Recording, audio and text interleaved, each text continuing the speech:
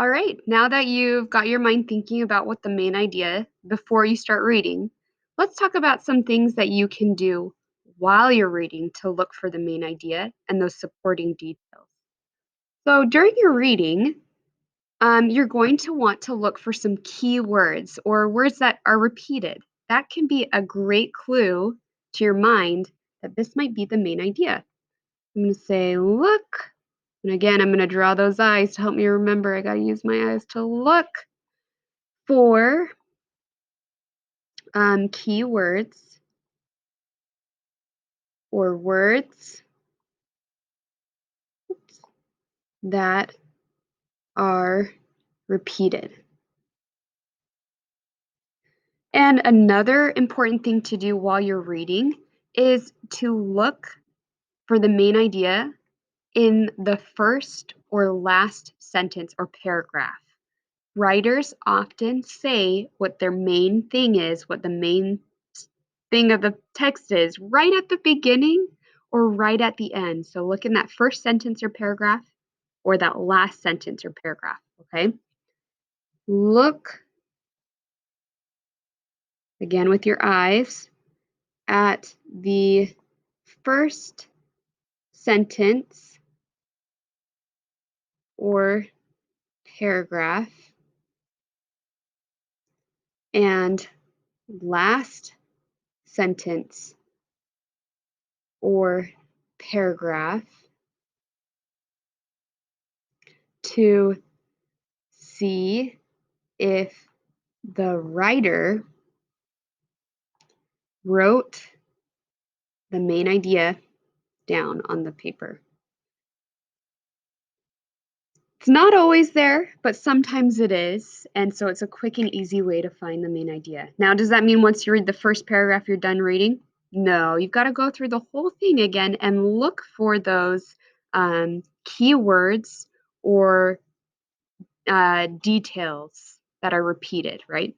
That kind of looks like a weird or. There we go. All right, so I'm going to go back to my story, and while I'm reading, I'm going to look for the keywords that are repeated, and I'm also going to look at the beginning and the end to see if I can figure out the main idea, what it's mostly about. Hey, Sacagawea. The United States has a gold dollar coin. On one side of it is a picture of a young native girl with her baby. Her name was Sacagawea. She was a survivor.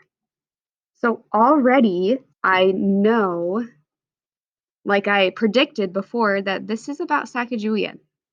Let's keep reading. In 1800, an enemy tribe captured Sacagawea. She was only about 12 years old. They took her hundreds of miles away from her Shoshone home. They made her a slave.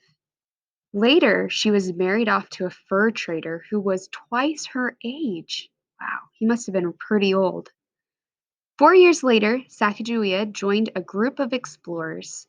Meriwether Lewis and William Clark wanted to find a way to the Pacific Ocean. They would lead a group across the American Northwest. Sacagawea went with her husband. Her baby son was strapped to her back. She was the only woman in the group of about 30 men. Sacagawea found plants for the men to eat. She was also their interpreter when they met Native Americans. She helped them talk to different tribes. Once the explorers came across a group of Shoshones. She quickly saw that the chief was her brother. She had not seen him in 5 years. Her people welcomed her back. Soon the explorers were helped. They got food, guides, horses, and what they needed. Without her help, the trip may not have been a success. At one point, she saved an explorer's journal. They had fallen out of her canoe into a river. Sacagawea jumped into the water to get them out. The journals told about the trip. If she hadn't saved them, we may not have learned as much about Lewis and Clark. Again, I'm seeing some words that are repeating. Saved, help, over here, help. Wow,